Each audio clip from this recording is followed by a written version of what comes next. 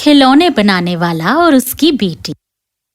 बहुत पहले की बात है।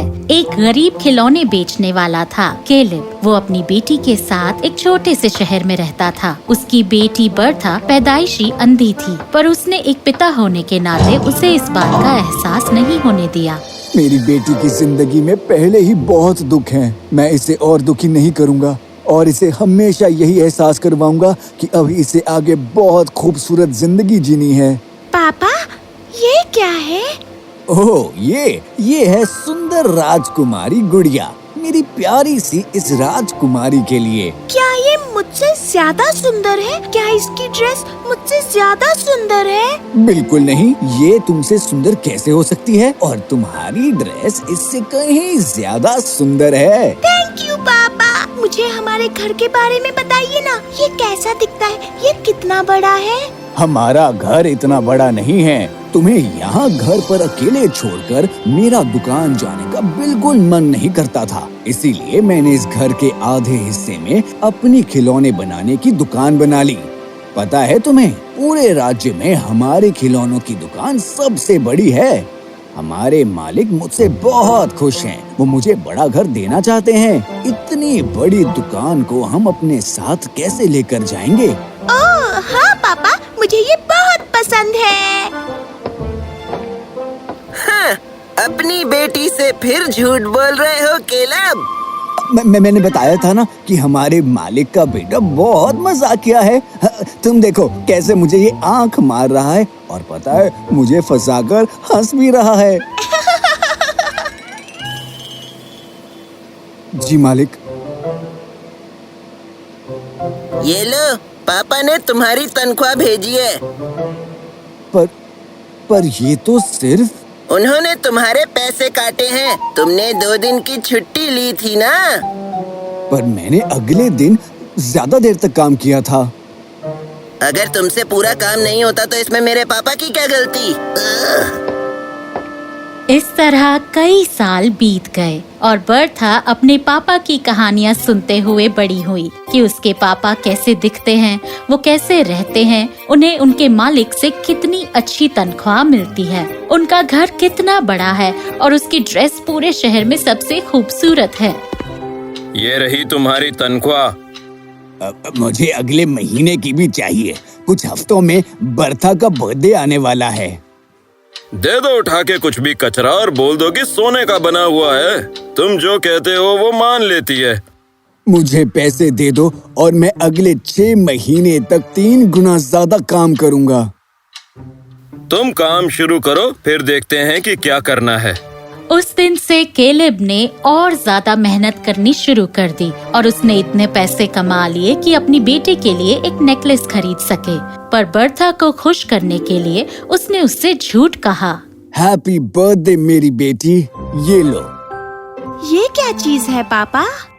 ये नेकलेस है बर्था। हमारे मालिक टैकलटन इसे खास तुम्हारे लिए लाए हैं। इस बात का उन्हें बहुत दुख है कि तुम्हें बर्थडे विश करने यहाँ नहीं आ पाए। अगर उनके पिताजी ना रोकते तो टैकलटन जूनियर यहाँ जरूर आते। वो तुम्हें बहुत पसंद करते हैं। वो बहुत दयालु है पापा। मालिक के बेटे का इतना बड़ा दिल देखकर बर्था मन ही मन उसे प्यार करने लगी। उसे लगा कि मालिक का बेटा सच में उसकी परवाह करता है। और एक दिन... हे बर्था, मैंने सुना है कि आज तुम्हारी कुछ दोस्त तुमसे मिलने तुम्हारे घर आ रही हैं। हाँ, क्या हुआ? मैं भी आना चाहता हूँ। हाँ बिल्कुल, मुझे बहुत खुशी होगी। हाँ, मैं चाहता हूँ कि मे फील्डिंग तुम्हारी दोस्तों से मिलकर जान पहचान बढ़ाए। उससे मेरी शादी होने के बाद अच्छा होगा कि उसकी भी यहाँ कुछ दोस्त हों। क्या? अब तुम्हें सुनाई देना भी बंद हो गया है क्या? मेरी शादी होने वाली है। हाँ, लगता है इसे सच बताने का वक्त आ गया है। ओह, ये तो तुमसे नफरत करने लगेगी। पापा, क्या आपने मे फील्डिंग को देखा है? हाँ। क्या वो खूबसूरत है? दिल की बहुत अच्छी है। क्या वो दयालु है? बहुत। मुझसे भी ज्यादा। बर्था, मुझे लगा टैकलटन जूनियर मुझे चाहता है। वरना वो मुझे मेरे बर्थडे पर गिफ्ट क्यों भेजता, और इतने सालों से वो मेरा इतना ख्याल क्यों रख रहा था। ओह नहीं, तुम्हें बुरा लग रहा है।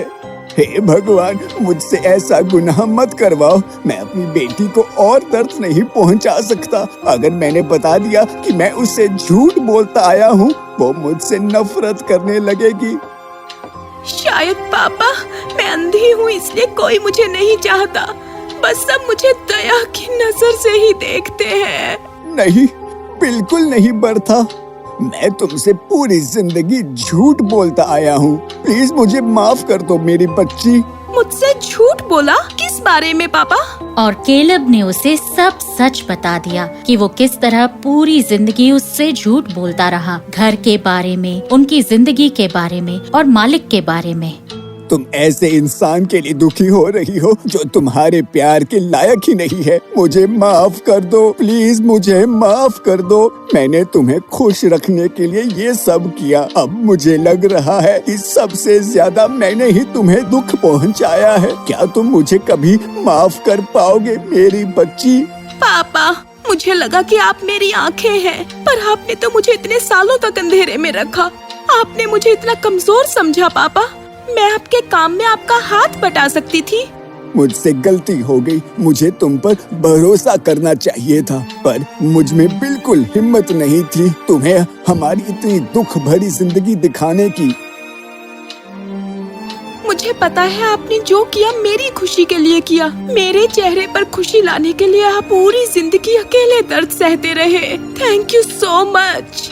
पर मुझसे वादा कीजिए कि अब आप मुझे अपना ख्याल रखने देंगे। मैं आपकी मदद करूंगी और आप मुझे बेबस इंसान नहीं समझेंगे, बल्कि आप अपनी इस राजकुमारी को स्ट्रॉन्ग समझकर सब करने देंगे। मैं वादा करता हूँ। और फिर ऐसा ही हुआ।